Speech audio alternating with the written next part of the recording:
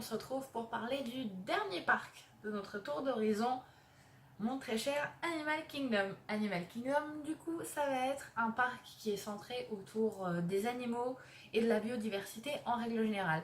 C'est un parc qui est très grand, super intéressant et qui jusqu'à présent était un parc où je n'avais fait que des demi-journées pour la simple bonne raison qu'il n'y a pas tant d'attractions per se que ça à l'intérieur du parc, tout simplement. Maintenant, il y a une grande nouveauté. Animal Kingdom, c'est Avatar The World of Pandora. Donc, je vous le dis tout de suite, bien sûr que le land en entier est un immanquable. C'est une nouveauté, mais je ne saurais pas vous dire s'il y a quelque chose en particulier que je vous conseille pour la simple et bonne raison que ça vient d'ouvrir. Je n'y ai pas mis les pieds. Tout ce que j'ai vu est absolument magnifique.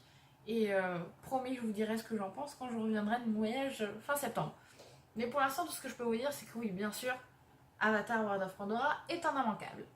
Maintenant, pour revenir à celles que je connais et celles que je pense être les immanquables, je vous le dis tout de suite, ça va être très court. Comme je vous l'ai dit, il n'y a pas énormément d'attractions. La première, c'est de Kilimanjaro Safari. C'est ça, hein, je dis pas de bêtises. De Kilimanjaro Safari, tout à fait, je ne dis pas de bêtises. En fait, du coup, vous rentrez dans vous montez dans une jeep qui vous emmène à travers la savane, enfin vraiment hein, la savane de Animal Kingdom, et qui vous permet de voir tous les animaux qu'il y a là-bas. Alors tous, pas forcément, parce que du coup ils sont en semi-liberté là-bas, ce qui fait qu'on ne peut jamais vous garantir que vous allez voir tel ou tel animal quand vous faites le Kilimanjaro Safari. Et en même temps, ce qui est génial, parce que vous pouvez le faire 10 fois d'affilée si vous voulez, et les 10 fois sont différentes. En plus, votre temps d'attraction va complètement dépendre des animaux aussi, car du coup, la Jeep est sur un trajet très très très précis, et s'il y a un animal sur ce trajet, on s'arrête et on attend qu'il bouge, tout simplement. C'est aussi pour ça que c'est une attraction qui peut avoir énormément d'attentes, tout simplement parce que, et c'est ce qui est arrivé une fois où j'étais là-bas, l'attraction a dû, alors pas être arrêtée dans l'idée où de mémoire ils ne sont pas arrêtés, mais il y avait plus de 2 heures d'attente parce que ça faisait 3/4 d'heure qu'il y avait une girafe qui avait décidé de se poser au milieu de la route et de brûler. Donc c'est un avantage et un inconvénient, mais je trouve que ça fait clairement la magie du truc. Donc Kilimanjaro Safari, ça vaut le détour. Ensuite, Mission Everest. Mission Everest, c'est une de mes attractions préférées de tout Disney World. Déjà parce que pour moi, c'est, hormis Aerosmith, le seul roller coaster qu'il y a. Alors c'est pas vraiment un roller coaster, il n'y a pas de looping, il n'y a pas de choses comme ça reste encore relativement familial. Mais ça monte très haut, ça va très vite, ça descend très bas.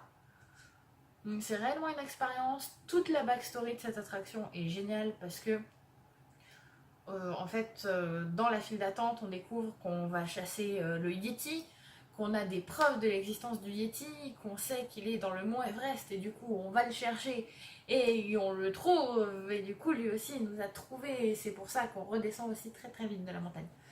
Mais c'est vraiment une attraction de fou, c'est sublime, ça vous donne une vue incomparable sur Animal Kingdom, oui c'est haut à ce point là. C'est une de mes attractions préférées de tout Disney World.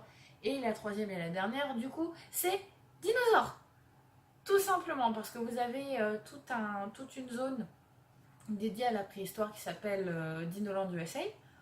Et du coup, vous avez l'attraction Dinosaures. L'attraction Dinosaures qui n'est pas vraiment l'attraction du film Dinosaures. Maintenant, oui, ils l'ont un peu retémé, mais c'est pas ça le fond de l'histoire. L'idée, c'est que vous allez monter dans un type de simulateur dark ride, je ne saurais pas exactement vous dire quel type d'attraction c'est. C'est pas un bras robotique, c'est pas vraiment un simulateur, c'est pas vraiment un dark ride, c'est un peu un mélange des trois. Où du coup vous partez dans la préhistoire pour ramener un dinosaure, seulement on le trouve pas et oh mon dieu il y a des dinosaures partout, oh mon dieu il y en a qui sont carnivores. C'est génial, c'est complètement familial là aussi, c'est à sensation mais pas trop. Et c'est la première d'Animal Kingdom qui est climatisée. Donc c'est vrai que ça fait très court pour Animal Kingdom, mais en fait, à ne pas manquer tout simplement, c'est l'exploration. J'ai un mot à vous dire pour Animal Kingdom, c'est mettez vos bonnes chaussures de marche, de toute façon vous en aurez forcément à Disney World, mais visitez. Il y a des animaux partout, À l'entrée du parc, on vous distribue même une petite feuille où on vous dit dans quelle zone du parc vous allez pouvoir trouver tel et tel animal. Certains animaux sont en semi-liberté, comme tous les oiseaux en fait. Vous allez pouvoir voir des tigres, voir des serpents. Alors eux ils sont éloignés, c'est très bien dans un truc qui s'appelle Rafiki Planet, qui est vraiment très sympa. Enfin c'est tout le parc et à ne pas manquer et à visiter. Prenez le temps de vous balader. De toute façon, honnêtement, je me fais pas d'illusions. Animal Kingdom, il y aura du monde, il y aura de l'attente, malgré les fast-pass. Du coup, voilà, quoi qu'il arrive, attendre il faudra. Alors autant prendre des fast-pass, prendre son mal en patience et visiter un parc qui est super. Et du coup, en dehors des attractions, il y a deux choses que je vous conseille fortement de faire. C'est d'abord The Festival of the Lion King, qui est un spectacle indéfinissable. C'est une parade dans l'idée où il y a des chars qui bougent, qui se transforment. C'est un show à la Broadway parce qu'ils chantent en live, en même temps il y a des acrobates. C'est sublime, c'est climatisé mes amis. C'est à une des entrées de Pandora, donc c'est très intéressant en plus. Donc c'est vraiment à ne pas manquer. Et le deuxième justement c'est Rafiki's Planet, qui est du coup une zone techniquement extérieure au parc. Parce qu'en fait vous allez prendre un petit train, une espèce de locomotive, vieille locomotive rustique, qui vous emmène à Rafiki's Planet et qui du coup est le centre de conservation d'Animal Kingdom et de Disney World, où du coup on va vraiment voir les animaux se faire soigner. Le pourquoi du comment, c'est là aussi qui, comme je vous le disais, ils gardent les serpents et franchement c'est super cool qu'ils fassent ça comme ça. Il y a aussi une petite zone où vous pouvez aller caresser des mini-chèvres. C'est super sympa, c'est une zone méga interactive parce que justement, comme vous avez pu le remarquer, je suis pas très fan des serpents, j'en ai une peur bleue. Et ils font des démonstrations avec des serpents. Et bien sûr, ça m'est tombé dessus. Et c'était affreux. Et enfin voilà, mais c'est quand même absolument génial. Donc pour moi, ça ne pas manquer. Je récapitule.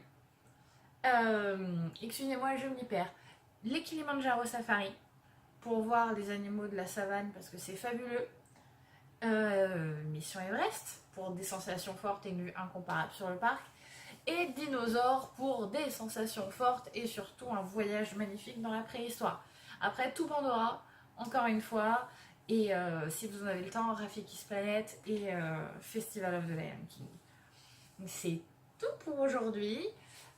Je pars bientôt en vacances, donc ou je suis peut-être partie en vacances déjà, je ne sais pas quand cette vidéo sera publiée, excusez-moi. Du coup, rejoignez-moi sur mon Instagram Andioulader pour suivre mes aventures du coup chez moi en Corse. Et comme ça, je commencerai un petit peu à faire des vlogs plus, alors pas forcément quotidiens, mais peut-être plus hebdomadaires ou quoi, sur ce qui se passe dans ma vie, même si c'est pas fort passionnant, on sait jamais.